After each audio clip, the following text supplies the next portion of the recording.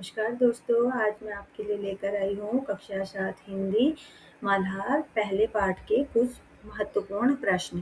देखिए, यहाँ पर कुछ प्रश्न हैं, ये प्रश्न दिए गए हैं, मैं आपको बताऊँगी, ठीक है? तो पहला प्रश्न है हमारा, माँ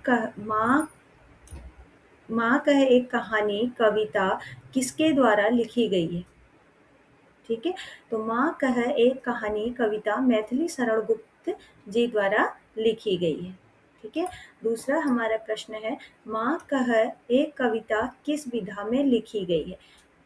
मीन्स की कविता की विधा क्या है? अब जैसे यहाँ पर लिखा है माँ का एक कहानी, हो सकता है हम इसे पढ़कर ये सोच लें कि ये कहानी है।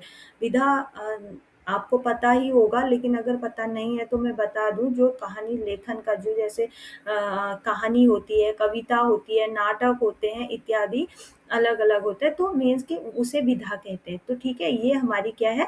कविता है। इसकी विधा क्या है? कविता। ठीक है? माँ कह एक कहानी मैथिली शरण गुप्त की किस काव्य कृति से ली गई है? उनकी किस काव्य कृति से ली गई है?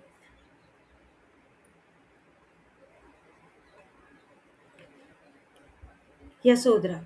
तो मैथिली शरण गुप्त जी की किस काव्य कृति से ली गई है? यशोधरा। ठीक है, मैथिली शरण गुप्त जी की 2 रचनाओं के नाम लिखिए। उनकी 2 रचनाओं के नाम है साकेत और भारत भारती। ठीक है, उनकी 2 रचनाएं कौन-कौन सी हैं? साकेत और भारत भारती। यशोधरा भी उनकी रचना है, जिससे हमारी ये कविता ली गई है। ठीक है, राहुल के माता-पिता का नाम क्या था? राहुल की माता यशोधरा और पिता सिद्धार्थ गौतम बुद्ध थे। ठीक है, राहुल की माता कौन थी? यशोधरा, और पिता, उनके पिता सिद्धार्थ गौतम बुद्ध थे। ठीक है, अंत में न्याय अंत में न्याय किसके पक्ष में हुआ? अंत में न्याय दया के पक्ष में हुआ।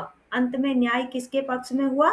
दया के पक्ष में हुआ। अंत में न्याय किसके पक्ष में हुआ? दया के पक्ष में हुआ। इस कविता में हमें क्या शिक्षा मिलती है?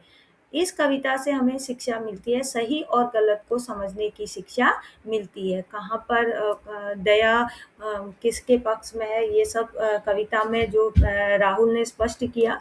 ठीक है, तो वहाँ पर जिस प्रकार राहुल ने समझा कि सही क्या था, गलत क्या था, तो ये कविता हमें वही सही गलत की शिक्षा देती है। अब मैंने कविता से ही कुछ पर्यायवाची शब्द लिए हैं।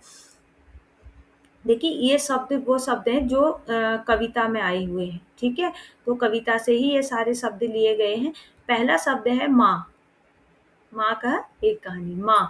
माँ का पर्यायवाची है मातृ, माई, धात्री, जन्मदात्री, माता, अम्बा। दूसरा शब्द है पुत्र, सुत, तनय, बेटा, नंदन, आत्मज। बेटी, सुता, तनया, आत्मजा, नंदिनी, कन्या, लड़की, दुहिता, पुत्री। राजा, नृप, भूपति, नरेश, नरेंद्र, महीप, सम्राट, महाराज, शासक, भूस्वामी।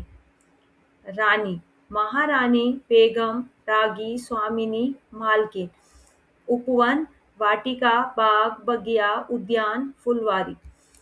पिता, जनक, तात, बाप, पिताश्री, बापू, जन्मदाता।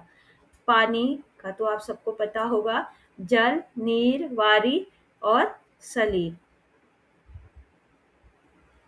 ठीक है, इसका अगला है पक्षी, खग, विहग, पखेरु और द्विज। सुरभि, सौरभ, खुशबू, महक, सुगंध।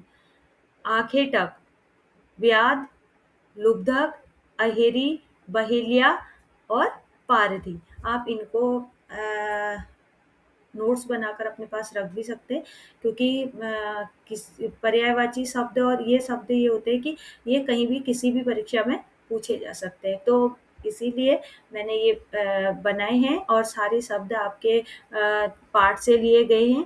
तो मैं आज का वीडियो यही समाप्त करती हूँ, मिलती हूँ अगली वीडियो में। तब तक के लिए बाय बाय। अगर वीडियो अच्छा लगे तो लाइक, शेयर और सब्सक्राइब कीजिएगा।